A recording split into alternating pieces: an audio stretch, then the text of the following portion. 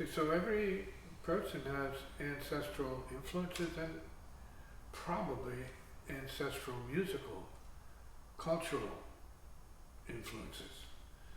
So sometimes you have to go back to what that is and hear it again and see what of it is you, what of it is not you, but then what of it is new.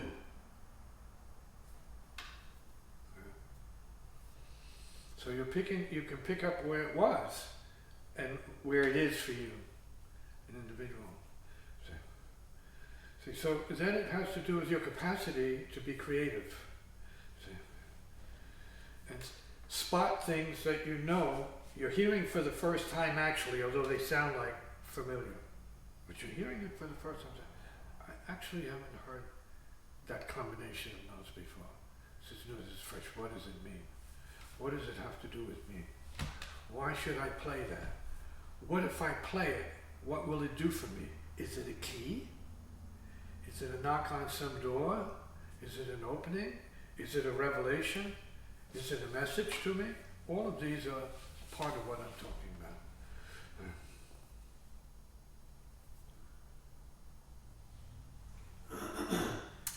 Dealing with the ancestral influence. It's called that. We'll call it the spirits. Oh yeah, yeah. The spirits, yeah. Is there, do they... Family spirits. Yeah, sure. Yeah. How does one know they want to be free or liberated, or does one need to be liberated from their influence? It depends. Well, from this point of view, what we're talking about is not going up against spirits as such, but it's related. We're talking about musical forms. We're only talking about musical forms. So, echoes of their culture coming into the present to inform you as to what you might need to hear to complete what it is you're doing. See?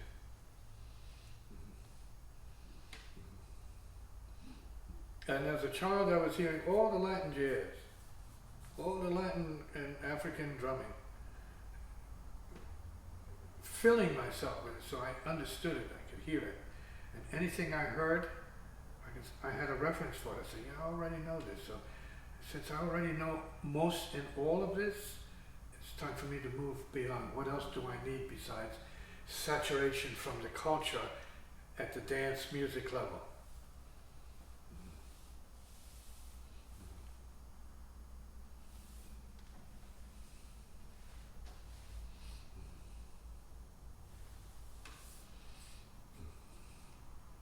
And then once you start to clarify that for yourself, you're pushing away cobwebs. See? And it's a state of mind. The whole thing is a state of mind. Clearing, associating, imprisoning, self-imprisonment, they're all states of mind. So you have a state of mind of being stuck. You want to unstuck yourself, unstick yourself, detach yourself, free yourself from it. By pushing it aside, saying, oh yeah, clear. See? Because our potential is clearness, and by clearness we mean the heart is the universe. So by the same, let's say, process, alien energy which is around us in our midst and pervading us in unknown ways is also part of this mix. But we're closed off to it, right? We're not open to it unless it has some kind of familiarity to us, and we don't listen to it. Right? Or if we're intrigued by what we hear or feel, say, oh, right, you got the piano, you play something, and I say, what is that? Which is it? And then why? Why that? Why is that capturing my attention right now? So, then that's an inner communication with the unconscious. I'm not saying it's anything important or great, but for some musicians, everything is part of what it is. So if I found myself gravitating towards certain, maybe you can call them forms, or just like appreciating simplicity and things that are simple and beautiful, would that be my ancestral influence? Is that something It could be. You have to sort that out. if you know what your ancestral influence is. Okay. Mine is Spanish music, and I've sorted my way through that. You know, as a guitar player, I was introduced to classical guitar by and directly from Andres Segovia. I had that mishap in the army. I wound up in his concert and talking to him. That was like a shock to me. That was ancestral influence coming, whacked me over the head. I mean, it took me a while to recover from that. I couldn't figure it out. I left the concert hall spinning. It could happen. That's dramatic, but it can happen that way. That was ancestral. And then I found out that on my mother's side, down my grandfather's lane, there's guitar players and luthiers. And I've had a dislike for guitars, for the most part. I had a bad experience when I was a child, and I snuck into my grandfather's closet where he had some guitars that he was repairing, and I strummed one and it scared the hell out of me because it was attitude. I said, oh man, help me, get me out of here. Grandpa, save me from this guitar. I said, you don't have any business in there, kid. See, so these are little things, but they're big things. See, big things for some people, it's big things.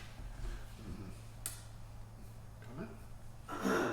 So does that mean looking at where music came in one's ancestral line, or what if I don't know a whole lot about, You can find out. who played music in my family? That you can find out by word of mouth. You can find out. And if there is none, then maybe you can find out other ways. By knowing what you're attracted to relative to your ancestry.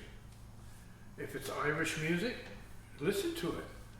Don't feel it's corny or weird. I mean, it may be in terms of like I find some of the Spanish music completely corny, like hillbilly music.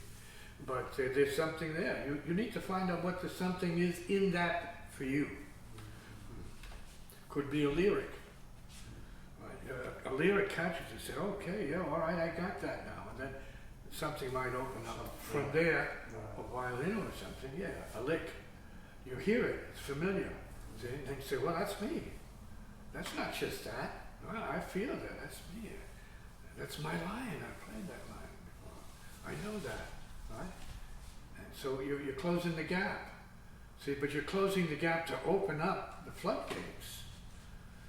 You're owning the past and the influences to go beyond them, saying, okay, I got you, I don't need you, I got it, I'm absorbing it, okay, I got it. I got the drumming, I heard all the Spanish guitar I could ever want to hear, and then Andres Segovia blew my mind out, right? With the classical version of all that, right? Intense, right? Straight, right in my face, and everybody else in the concert hall. So then there's a step. That's a step.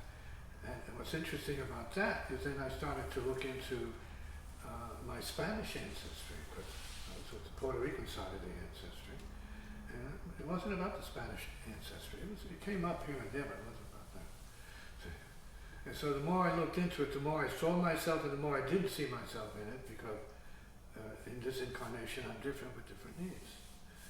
Then I have cousins who, as I said, are probably still luthiers, if they're still alive. And so I had access. They made me some guitars. So I had access to the classical thing, but didn't have the left hand for it. This had been handicapped up until 2 years ago. 3 years ago, probably, as it was. You were around when I had those mishaps. Right. And I couldn't play chords without pain at that point, which I got used to playing, feeling. Then all of a sudden that pain disappeared after that period, right? And I went to the hospital and I came up, and then the pain started to disappear, and then I was in shock. I said, what? What did I do? Did I pay a debt, former life debt, by suffering all this pain in my left hand, making me a single line player throughout my career? Avoiding chords at all costs because it hurt, even though a few times I had to play chords like behind Pharaoh. He had me play chords for him on occasion. And so then I said, what's going on here? My hand is back. Does that mean I have to start playing chords now? Mom was 80 years old. I'd start playing chords now. Yes, chords. Do it.